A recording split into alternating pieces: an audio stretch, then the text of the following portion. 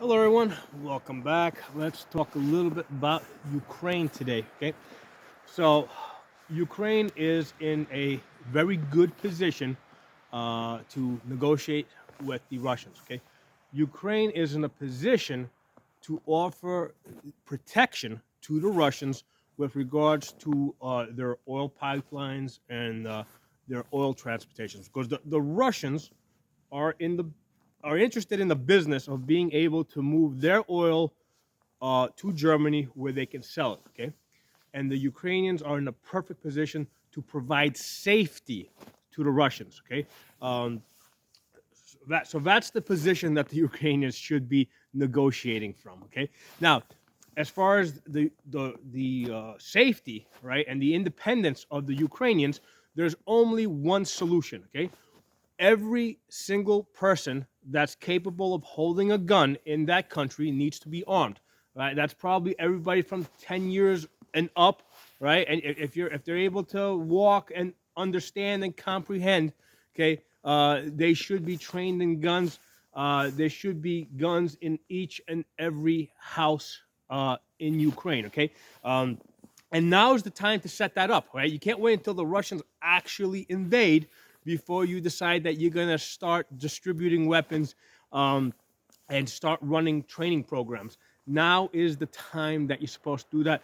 Same thing applies in Taiwan, right? If Taiwan wants to stay free, they better have a gun for every person in that country that's strong enough to actually pick up a gun and pull the trigger. Okay, freedom is not free. Okay, freedom only belongs to those people who are willing to fight for it. Okay, and willing to defend it. Okay, but freedom is not free, and it shouldn't be free. Okay, because anything that you get free is worthless, is meaningless. Okay, things of value are usually things that you pay for, and you usually pay a very high price for. Okay, now as far as how the situation got to the point that it is, I mean, there's 100%. Uh, Biden wants it to be like this, right? The Democrats want this situation. They allowed it to happen both in Taiwan and Ukraine, uh, either because they're being paid by Russia and China, or somehow they're benefiting from it. I mean, you gotta use your imagination, but somehow Biden is benefiting from this, right? Or the Democrats, the military establishment, they're benefiting from this. They want this situation to be exactly the way it is. Neither Taiwan nor Ukraine should look at the United States as an ally while you have Democrats in charge of the country. Okay, there's probably a better chance that the United States is working against Ukraine, against Taiwan with Biden as president. Okay, so they have to take matters into their own hands. Um, they have to show, they have to prove, to their potential invaders that any invasion would be very costly. That they would pay for every inch of land that they try to take. Uh, but they should also prove to them that they're in a unique position to uh, to provide peace to them, right? They're in a position to make business easier for the Russians. Taiwan, they're in a position to make business easier for the Chinese. So they gotta flip it around and turn their disadvantages into an advantage.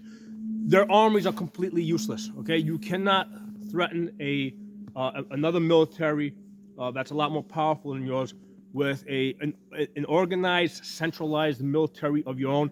Any centralized military, weaker centralized military, is easier to destroy. Okay, it's centralized. The people are, all the soldiers are concentrated, and if you take out the command and control structure, that organization falls apart. Only a decentralized militia is capable of actually making life really difficult for those invaders. Okay, not that they could necessarily defeat them, but they can make life so difficult for them that they wouldn't want to be there. So, a couple of things for you guys to think about. Obviously, I'm not in a position to tell the Ukrainians or the Taiwanese what to do, right? But they gotta look at the situation for themselves, and they gotta arm their own people. One thing I can guarantee them is I'm not gonna go fight for their freedom. I'm not sending my kids to go fight for their freedom. They gotta fight for their own freedom. They gotta spill their own blood if they want to be free. If they don't, then they're gonna be slaves. That's how it is, right? Freedom only belongs to those people that are willing to fight for it. So drop some comments below. If you're not a member of the channel, subscribe, and hit the bell button so you get notification of new videos I put up. Talk to you all soon.